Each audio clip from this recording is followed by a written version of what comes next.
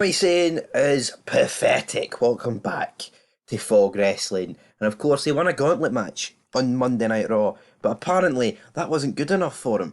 He defeated five jabronis in order to win a shot at the Intercontinental Championship at WrestleMania 40. And on his podcast, Booker T claimed that Sami Zayn wasn't actually a happy bunny. And I think this is pathetic for Sami Zayn. Right?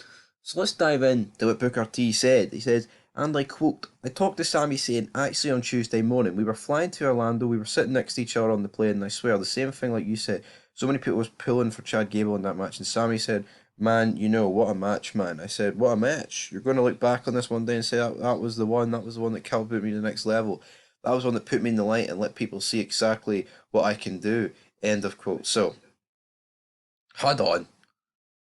The match was pish for trying to pretend that Chad Gable and Sami Zayn could even fucking capable of putting on a good match. Two jobbers, man. Seriously. Chad Gable's the next Kurt Angle.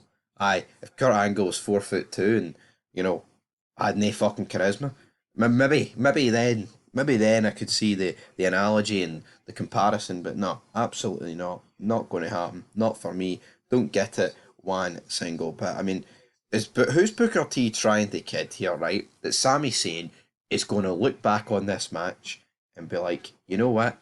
That's the match that made me. That's the match that catapulted me into being an insane character.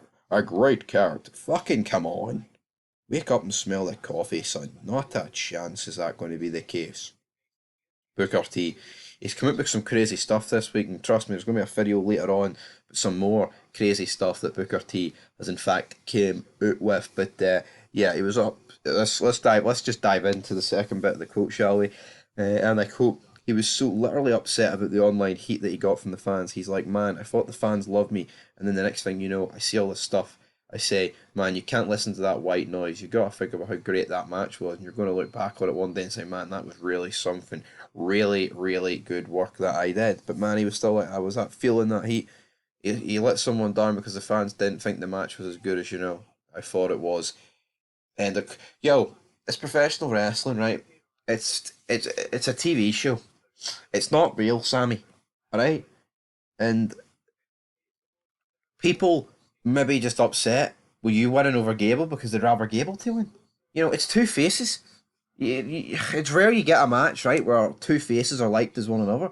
See, at WrestleMania 18, when fans were booing The Rock and they were cheering like fuck for Hogan, does that automatically mean that The Rock tucked the tail between his legs and wanted to, quit professional wrestling and go home and eat a pot noodle for the rest of his days? No, well, not The Rock and Hogan did. They manned up to the task and they flipped the role of the match. But some people just don't get. I actually don't get this for Sami Zayn. It's pathetic, man. I wouldn't say it's virtue signaling. I would just say it's embarrassing. It's reasons like this where people never make it. Who gives a fuck what the fans think? You know, who honestly cares that you've won a match, right? Prove the fans wrong instead of crying about it like a little bitch. I just don't get this energy. Like there's people that have been faces in the past, right, and it's just not worked, and they've made them heel. And there's people that have been, but it's not like he got a reaction that people hate it. It's not like he got booed at the building, nuclear heat. It's just probably wanted Chad Gable to win rather than him. But anyway, guys, I think Sami Zayn's a loser for coming up with stuff like this. Accept your L, mate. Move on. Till next time. Leave your thoughts down below, and hopefully, hopefully the fans like this video, or I'll never make another video again.